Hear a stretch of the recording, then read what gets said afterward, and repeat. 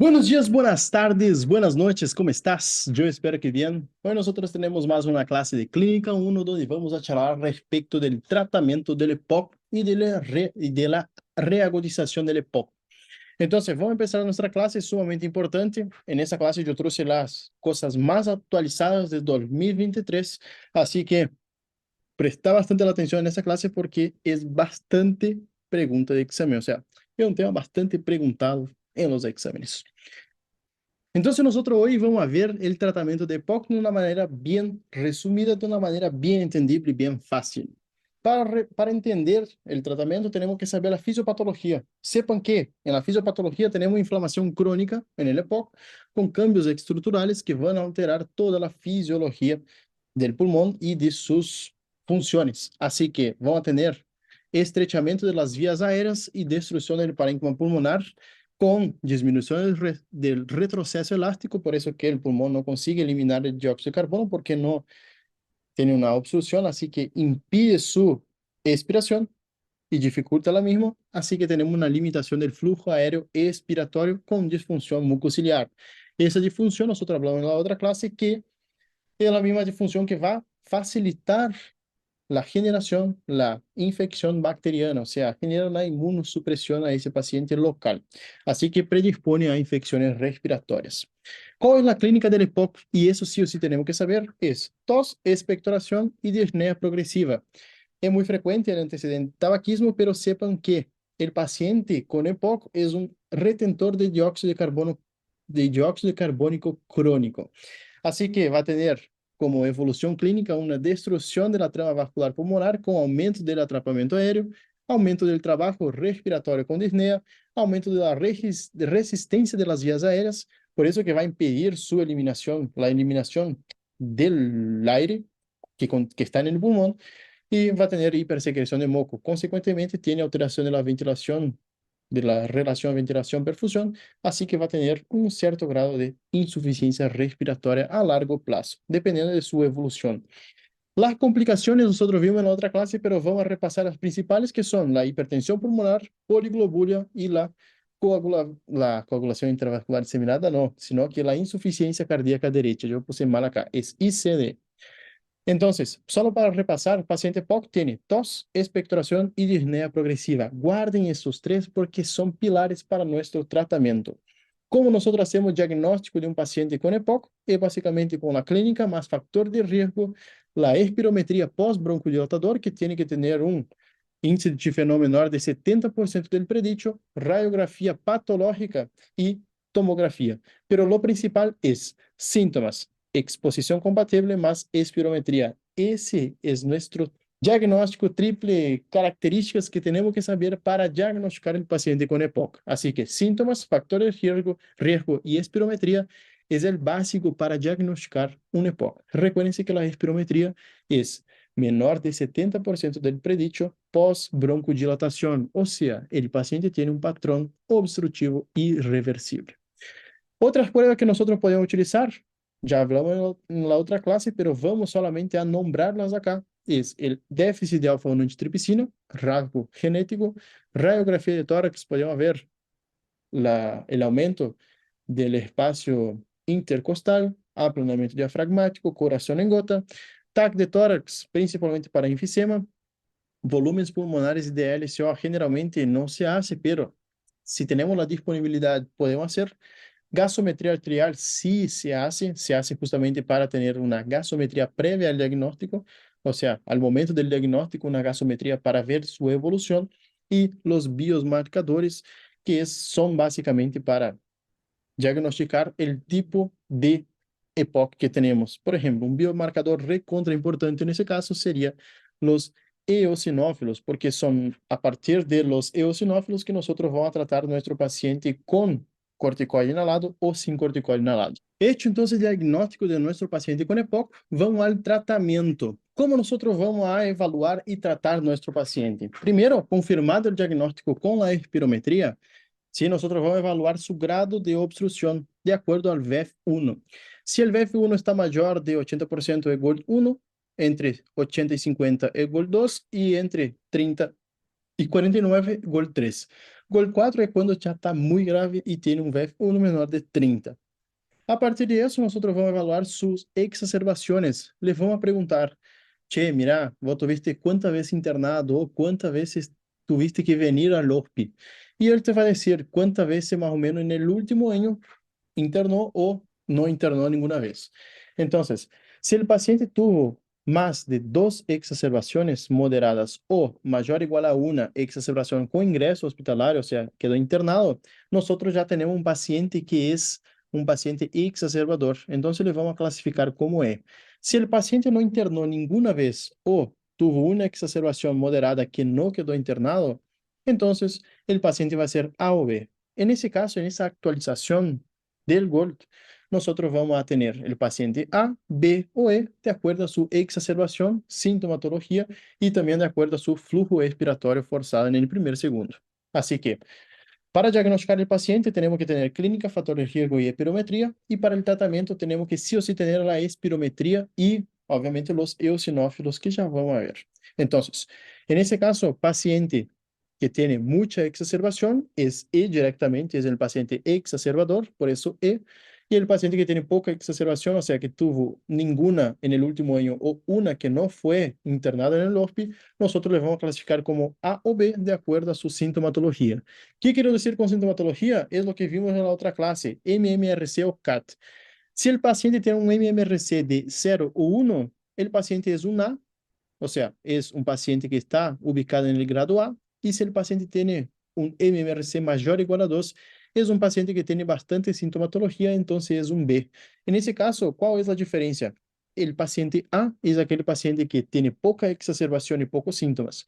El paciente B es aquel paciente que tiene poca exacerbación y muchos síntomas. Y el paciente E es aquel paciente que es mucho exacerbador y probablemente tiene muchos síntomas. Así que así es la actualización nueva de GOLD. ¿Qué pasa si nosotros tenemos un paciente que está en el escalón A, o sea, en el grupo A? Ese paciente, generalmente, nosotros vamos a tratar solamente con un broncodilatador, o sea, un formoterol, un broncodilatador de acción prolongada, generalmente suele ser suficiente. En cambio, el paciente que tiene muchos síntomas, ya suele ser necesario la asociación de dos broncodilatadores. El paciente que va a usar el formoterol más un bromuro de tiotropio, por ejemplo, o un bromuro de pratropio. ¿Sí? El tiotropio o un bromuro de pratropio. Básicamente es así. Y en el E, nosotros vamos a agregar entonces un lava más lama, acá está mal, sería un lama más lava, que queda más fácil para memorizar, lama más lava.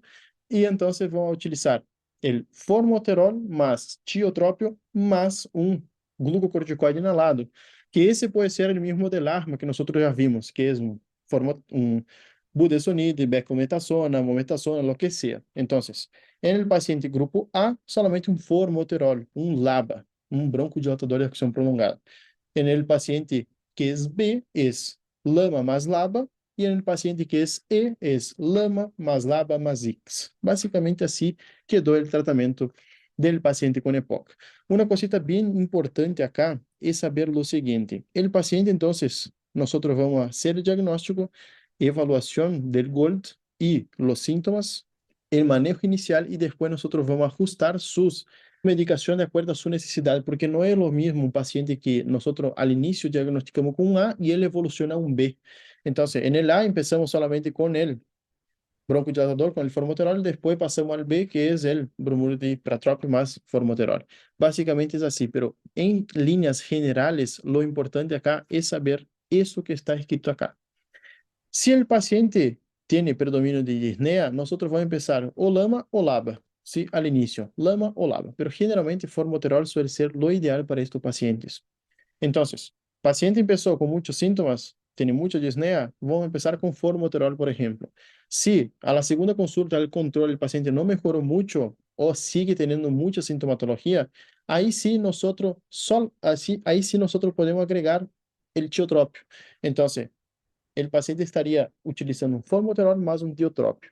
Después, si el paciente tiene mucha sintomatología, nosotros podemos subir un poquito la dosis de ambos. Así que tenemos un combinado con la dosis de ambos.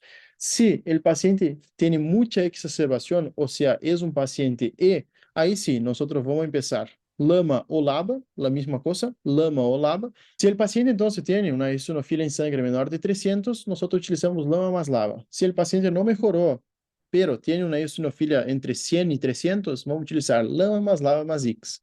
Si el paciente tiene volviendo acá, una eosinofilia en sangre menor de 300, menor de 100, perdón, y no mejora con LAMA más LABA, nosotros vamos a evaluar la utilización de roflumilast o acitromicina.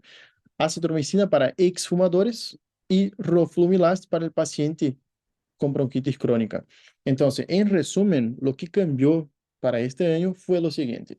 El paciente con EPOC, nosotros el diagnóstico quedó prácticamente el mismo, así que paciente pós-broncodilatador tiene un índice de fenómeno menor de 0,7, evaluamos sus exacerbaciones al año, si tiene mayor o igual a 2 exacerbaciones moderadas o mayor o igual a una con una internación, es un paciente muy exacerbador, entonces ya es el E. Si el paciente tuvo de 0 a una exacerbación moderada y no fue internado en el último año, es A o B. Y ahí, de acuerdo a su sintomatología, si es disnea o si es exacerbador, nosotros vamos a adecuar el tratamiento. Si es disnea, es LAMA o LABA. Si no mejora, LAMA más LABA. Y si no mejora, LAMA más LABA más X. Así es el tratamiento. En cambio, si tiene mucha disnea, ahí nosotros, o sea, el grado B, nosotros ya empezamos por LAMA más LABA. Si no mejora, LAMA más LABA, dosis un poquito más elevada. Y si no mejora, LAMA más LABA más X.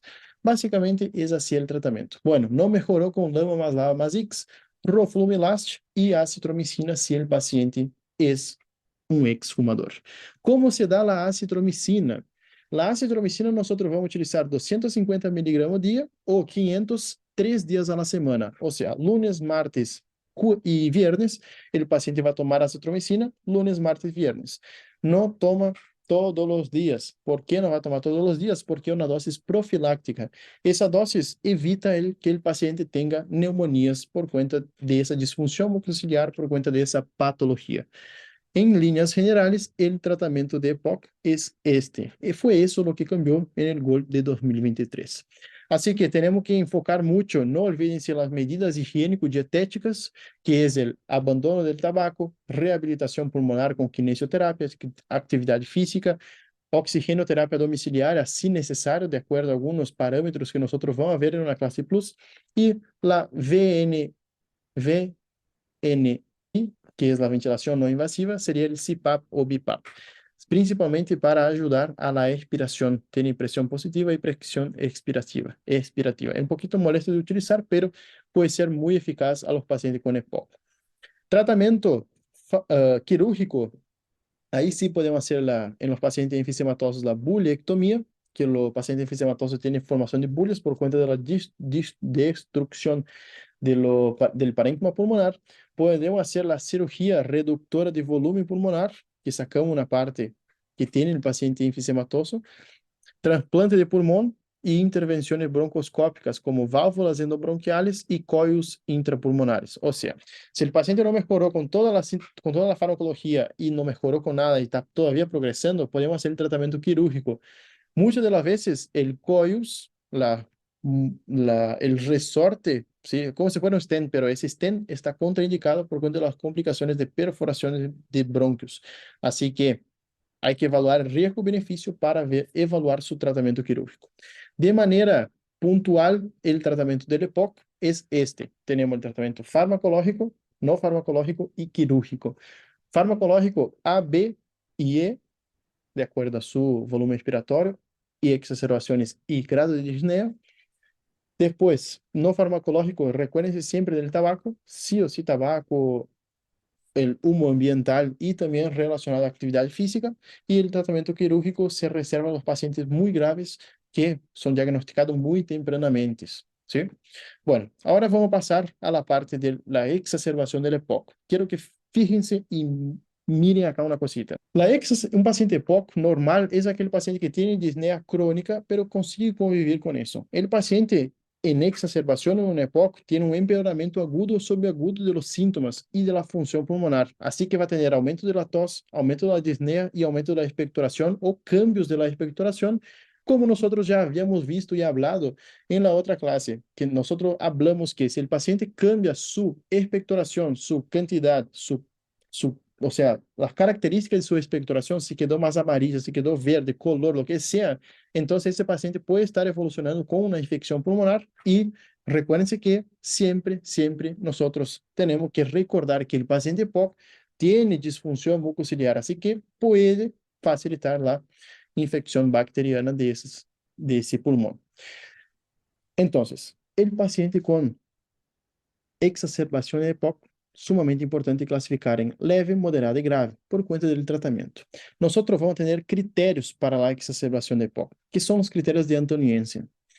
Los criterios de Antoniense vamos a clasificar en grado 1, 2 y 3, siendo que el 1 es grave, 2, o sea, moderado, y 3 puntos sería el paciente que tiene crisis leve. Entonces, grado 1, grave, moderado y leve. 1, el paciente que tiene aumento de la disnea, aumento del esputo y aumento de la purulencia. Ese paciente va a llevar antibiótico y va a ser hospitalizado. El grado 2 es aquel paciente que presenta solamente 2 criterios, o sea, 2 puntos en los criterios de Antoniense. Entonces presenta solamente 2 criterios y va a llevar antibiótico y el tratamiento va a ser ambulatorio o, si necesario, vamos a hospitalizar ese paciente si está muy sintomático. En cambio, el paciente que está leve, presenta solamente un criterio, o sea, empezó con mucha tos, el paciente va a tener tratamiento sintomático y no va a llevar antibiótico. ¿Qué yo quiero decir con todo eso? Los pacientes con EPOC suelen exacerbar o suelen tener una reagudización del EPOC con una infección bacteriana o viral. La mayoría de las infecciones son bacterianas en esos pacientes, justamente lo que estábamos hablando antes del mecanismo de eliminación mucociliar, del mecanismo que arrastra todas esas bacterias para el exterior, pero en el EPOC el paciente ya no tiene más ese mecanismo, así que facilita la colonización y proliferación bacteriana con posteriormente una infección, una neumonía. Entonces, los pacientes con EPOC predisponen, tienen mayor facilidad para padecer enfermedades respiratorias, como por ejemplo neumonías. Así que nosotros vamos a clasificar estos pacientes en leve, moderada y grave, de acuerdo a su sintomatología, empeoramiento de la tos, disnea y expectoración. Y entonces vamos a clasificar si el paciente necesita o no de antibiótico terapia. ¿Por qué todo eso es importante? Justamente porque si yo mando un paciente muy grave que empeoró su tos, su disnea y su expectoración a casa sin antibiótico, él va a hacer una neumonía y puede ser que no vuelva más. O sea, puede ser que vaya a otra dimensión. Entonces, sepan que la principal causa de la exacerbación y que tiene que salir para ustedes es bacteriana. ¿Cuáles son los gérmenes más frecuentes? Haemophilus influenzae, Streptoneumoniae y Moraxella catarrhalis. Por eso que tienen que saber que el paciente POC va a ser vacunado todos los años contra va a ser la vacuna de la gripe anualmente. Es una indicación de vacunación anual del paciente con EPOC. Entonces, la clasificación es esa clasificación antoniense, paciente exacerba. ¿Cómo? ¿Por qué el paciente va a tener una exacerbación? Por cuenta generalmente de una inflamación del parénquima pulmonar, una infección, inflamación, infección del parénquima. ¿Cómo nosotros clasificamos? Antoniense en grado 1, 2, 3, siendo el 1 severo, 2 moderado y 1 leve. Y ahí sí, recuérdense que el 1 y 2 va con antibiótico, el 1 es internado, antibiótico, 2 no internado, pero usa antibiótico, y el 3 va sin antibiótico, solamente tratamento sintomático. ¿Qué es tratamento sintomático? Es para aflojar el moco, tratamento para la tos, cosas livianas. Y si tiene fiebre, por ahí un paracetamol o un ibuprofeno. Entonces, paciente exacerbado, es eso lo que nosotros vamos a hacer básicamente. ¿Cómo nosotros vamos a estudiar nuestro paciente si queda internado? Laboratorio de rutina, una gasometría, un hemograma completo, una placa de tórax, nos puede ayudar, ¿sí? Nos puede ayudar si, por ejemplo, el paciente ya tiene un bloque neumónico acá, un síndrome de condensación, entonces en ese sí ya le metemos antibiótico, le empujamos antibiótico y después estudio del esputo si el paciente está en crisis, o sea, una exacerbación. Ahí sí podemos iniciar un antibiótico empírico.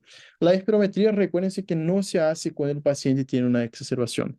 Y el tratamiento de la crisis es, paciente con mucha disnea, vamos a utilizar un SABA, o sea, un SABA inhalado o un PAF, y con o sin un SAMA, o sea, um broncodilatador de acção curta, um beta-2 agonista e um antimuscarínico. El beta 2 sería el salbutamol y ese sería el bromuro de dipratrópio. El muscarínico, bromuro de dipratrópio, que es de acción corta. Corticoide sistémico, nosotros vamos a dar 200 a 300 miligramos intravenoso de hidrocortisona y antibiótico, obviamente, va a depender de las características de nuestro paciente. Entonces, la pregunta acá es, ¿cuál antibiótico yo voy a utilizar para la exacerbación? Va a depender del lugar donde estoy. Por ejemplo, si es el paciente que va a ser tratado ambulatorial, grado 2 de antoniense, yo voy a dar amoxiclavulánico. Si el paciente va internado, yo le voy a dar amoxiclavulánico, pero intravenoso, o sea, grado 1, intravenoso. Ampicilina más Subactam. Esa es la equivalencia de amoxiclavulánico. Es la misma cosa yo darle amoxiclavulánico por la boca o ampisuba endovenoso. Es la misma cosa, cubre los mismos gérmenes, solamente que uno es intravenoso y el otro es vía oral. Después, si el paciente va com tratamento sintomático, que eu vou utilizar, principalmente os que aflojan el moco, que es la N-acetilcisteína, disminuye la tos y encima deja el moco más blandito, así para que ayuda facilita la expectoración y también un paracetamol si el paciente tiene fiebre. Pero sí o sí recuérdense que el tratamiento es broncodilatar al paciente. Si el paciente es grado 1 o 2, antibiótico. Paciente grado 1 internado, ampisuba. Paciente grado 2 ambulatório, amoxiclavulánico. Mas, obviamente, ele é antipirético se tem febre. ¿Ok? Básicamente es eso. Entonces, el tratamiento es, si el paciente tiene disnea, cuando yo interno en UTI, si el paciente tiene disnea grave y poca respuesta de tratamiento intrahospitalario, yo voy a ingresar en UTI. Si el paciente padece de cualquier tipo de encefalopatía hipoxémica o hipercápnica, sí o sí UTI. ¿Por qué? Porque en la UTI yo voy a poder intubar el paciente, hacer la intubación, a assistência respiratória mecânica, e com isso eu evito a encefalopatia hipoxêmica e a hipercápnica ou hipercápnica. Se sospecho de sepsis, porque recuérdense, exacerbação del EPOC é por infecção, a infecção pode generar uma sepsis, sí ou sí, vai internado, vai com assistência respiratória mecânica e antibiótico para caballo de amplio espectro que le va a reventar todo, no va a sobrar ningún germen, nada. Si el paciente tiene muchos síntomas de fatiga ventilatoria, como cansancio diafragmático, o sea, fatiga diafragmática, sí o sí necesita intubación, asistencia respiratoria mecánica. Y si el paciente tiene empeoramento de la hipoxemia o hipercapnia, después de uso de máscara de oxígeno, que va a necesitar la intubación, sí o sí le voy a internar en UTI. Entonces, yo sé que yo hice bien rápido el tratamiento del EPOC, pero quiero que recuerden lo siguiente. Tratamiento del EPOC es, después del diagnóstico, yo clasifico mi EPOC en A, B y E de exacerbación A y B de acuerdo a su sintomatología, si es muy sintomático, si tiene mucha disnea o si tiene poca disnea. O sea, poca disnea A, mucha disnea B, exacerbación es L, que ahí sí nosotros le vamos a agregar un corticoide, dependiendo si tiene eosinófilos o no. Después, en la exacerbación, quiero que sepan los factores desencadenantes de la exacerbación, que son principalmente infecciones bacterianas. Tres cuartos de los pacientes, 75% infecciones bacterianas y 25% virales. Recuérdense los gérmenes y recuérdense de criterios de Antoniense. Cuando yo interno, cuando yo no interno, cuando doy antibiótico y cuando no doy antibiótico. Básicamente, la clase de hoy fue esa. Espero que les haya gustado. De manera bien resumida, traté de dar mi máximo en ese tiempito acá. Nos vemos en una próxima clase. Adiós.